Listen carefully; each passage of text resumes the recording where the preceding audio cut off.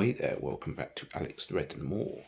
So it's time to do the massive title preview now of the title running in the last 10 games for Arsenal, Liverpool and Man City. And oh boy, I hope Liverpool can do it this time considering the season they had last season. But this may well be the greatest ever Premier League title race the league has ever seen. And there's going to be 3 different endings that could all happen. But in general, from the world's point of view, the good ending, unfortunately, would be Man City because that would create the least amount of noise, and no one would really care. And more people now seem to prefer less noise when, in terms of events, as they want things over ASAP. And then there's a bad ending and insanity ending, and you may think the bad ending, for most of you may think will be unfortunately Liverpool, but the bad ending will be if Arsenal win the league, because they've been the longest without winning a Premier League title for like 20 years now. And if they win it, you think Liverpool fans would create such a noise, and you'd never hear if Liverpool won the Premier League for the second time, but that will not be the case, because if Arsenal win the Premier League, then you'll never ever hear the end of it. Liverpool may be the bigger club, but Arsenal, I have to admit, are a lot bigger than Liverpool on social media terms, and so you'll never hear the end of it.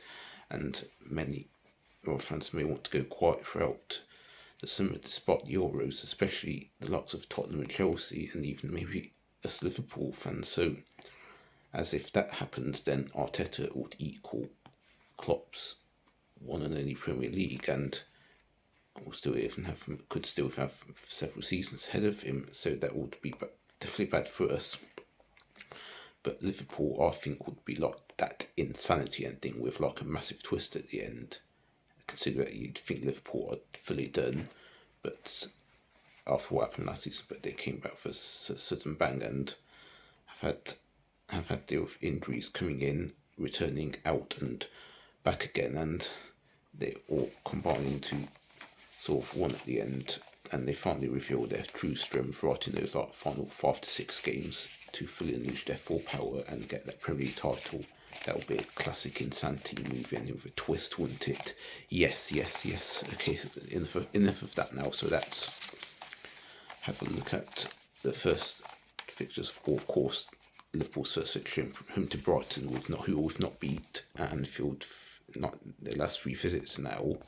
Last time we beat at Anfield, we won the league, so that would be definitely a good omen for if Liverpool could win that give me a slight step of confidence. This could be Liverpool's again. So Brighton at home is an absolute must win, as that is before the main talk point of this whole Easter weekend, the Man City v Arsenal game at the Etihad. And I've been thinking whoever wins this whoever wins this, I think, will definitely believe they can win the league. But I'd have to say whoever loses this will not win the Premier League title. Not like the points mathematically are, because there'd still be not 9 games to go, but the mental side, because it gives such a massive knock of confidence to whoever loses it. Especially City this year, because they've not actually beaten any of their big six rivals apart from Man United. So that'd be massive definitely. And if Arsenal were to lose this, that'd be a massive hit to their 6-7 game winning run they've been on. So, but a draw in this one, I think, will be the result, and that would definitely be the best result for Liverpool. Considering would be, as long as we beat Brighton, would be 3 clear of Arsenal and 3 clear of Man City and 2 clear of Arsenal. So that'd definitely be the best outcome, as there'd be a bit less momentum from both sides. And then looking at next midweek coming up, all of us have home games we should be winning. Arsenal and Liverpool especially, because playing Luton at home and Sheffield United home respectively. And Man City, even though Villa can be a tough game on paper, you expect them to beat them Aston Villa at home. So and then the next week is slightly different. Man City have an easy away game at Crystal Palace. Then Arsenal have a slightly tricky game at Brighton, but they could easily come through that. But Liverpool, that away at Man U, that will be the very big test considering what happened at Old Trafford just in 2 weeks ago in the FA Cup quarter final that ended the quadruple chase. But with more injured players coming back, and especially with likely that Jota will be at least ready from the bench for that game, and also because Man U will not have a full week's rest for that, and because Liverpool and Man U both play on the Thursday, only 3 days before that game, so they all have equal time to prepare for this, and Liverpool's defeat at Old Trafford in the FA Cup, I think, will give them that extra reason for revenge, and to prove that what's happened in previous years where they've lost to Man City at the league by 1 point will not happen this time again. So I'm sort of confident Liverpool will get the job done there, and our early prediction would be not necessarily a Freshington, but sort of like 2-0 win would do, or anyone would do really. So, but that's what I think for the moment. And then after those set of fixtures, we've got the time when Arsenal have managed to go back into their European campaign, with Arsenal against Bayern Munich and City against Real Madrid, and of course Liverpool having their Europa League games in Atlanta, and then there's some fixtures. Well, for the fixtures in between, I'd say all 3 teams would win if you look at their fixture schedule.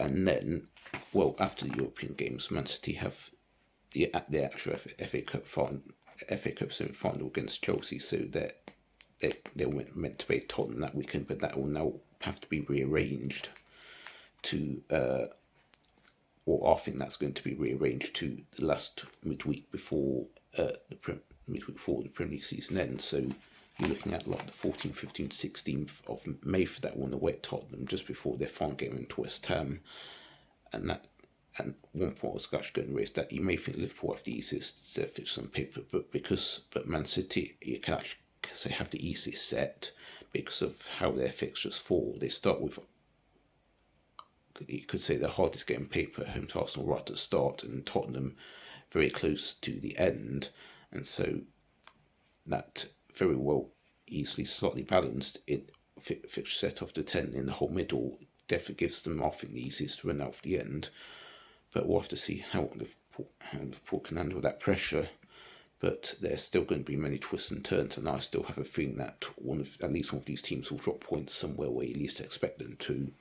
For Liverpool, I have a feeling this could actually be at their away game at Fulham, considering it's the first fixture after coming back from Atalanta away, and because of the trip and travelling, Liverpool may somehow have very equal, maybe of an injury somewhere that stops them getting the points in that one. Maybe not an injury, but more down to a slight tiredness and a lack of concentration.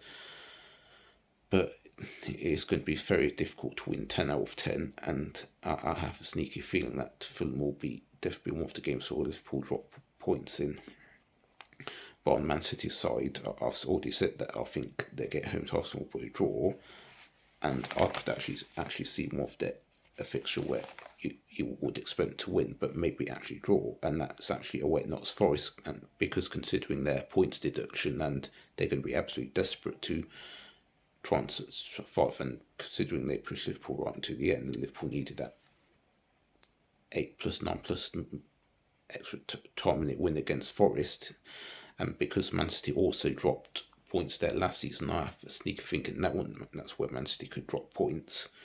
So you never know there. But because Tottenham's so close to the end of the season, and Man City will do anything they can to win from there on, I think Man City may well actually get the job done at Tottenham, but not Forest. And Arsenal definitely have the toughest run on paper, because they've still got to go to Man City, still have to go to Tottenham, and also at Man U, and also the home game against Chelsea rearranged for April won't be easy either. So they definitely have the toughest run, and I'd predict them to drop points away at Man City, away at Tottenham, but actually not away to Man U, considering it's so close to the end of the season. And Man U probably would want Arsenal to win the league more compared to Liverpool and Man City. So I have a sneaky feeling that they may well drop points away at Wolves, considering Wolves have been quite good at home this season and they beat Man City there. So that's where I think Arsenal could drop points unexpectedly. And if my predictions for those were to happen, I've actually said that there's actually one more game I'd say Liverpool could actually drop points in that, and that is Villa away. Even though they lost heavily at home to Tottenham, I have a feeling Liverpool may well drop points there, because that can say, let's presume Liverpool will get through to the semi-finals of the Europa League. That'd be the game after their second leg, say like home to Benfica or Marseille. So because of the extra entry Liverpool may have to put in to ensure they reach the Dublin Europa League final, and considering the second last game of the season may well be so nervy, and Villa will likely still well be in the race to get top four by then, that's why I sort of have a sneaky thing there. Liverpool could easily drop points at Aston Villa. So I've predicted Liverpool drop point to take 8 out of 10, Man City 8 out of 10 wins, and Arsenal 7 out of 10 wins. So if we were to add those up, Arsenal would get 24 points from 30, Liverpool 26 out of 30, and Man City 26 out of 30. And so with that prediction, Liverpool would win the Premier League on, let's see now, 90 points. Man City would finish second on 89, I believe, and Arsenal would finish third on 88. And that'd be one such incredible title race, which Liverpool come out on top in the end, and it'd be such a great insanity twist of an ending to see.